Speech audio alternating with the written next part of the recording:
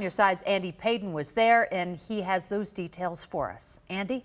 Yeah, Scott and Mary Alice, outrage is right. Zeldin and his team this afternoon kept referring to this situation as Groundhog Day because they say this is yet another example of a person who has tragically lost their life as a direct result of the current bail system.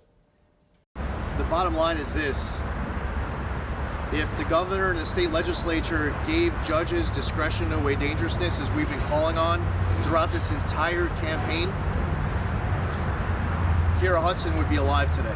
Gubernatorial candidate Lee Zeldin is calling for bail reform after 40-year-old Kiara Benefield, formerly known as Hudson, was allegedly shot and killed by her husband in front of her children while wearing a bulletproof vest, fearing for her life.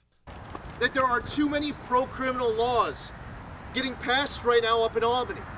When do we say it's time to start sticking up for law-abiding New Yorkers instead of sticking up for criminals? Her husband, Adam Benefield, is suspected of committing her murder after he was released on cashless bail after facing 5 different charges, including assault, harassment, and menacing, none of which are bail eligible. The release also comes after Benefield had already spent 15 years behind bars for kidnapping, criminal history that Zeldin says should have been taken into consideration. These charges that were brought should be bail eligible. The judge should have the ability to keep this person detained. But Barry Covert says that doesn't paint the whole picture. To think that the judge should have anticipated that somebody charged with misdemeanors is now going to be a risk of committing a homicide is a real stretch. But Zeldin doesn't think it is, and says if cashless bail was repealed, suspects like Benefield would have been less likely to commit this crime in the first place. Still, Covert says he finds that hard to believe.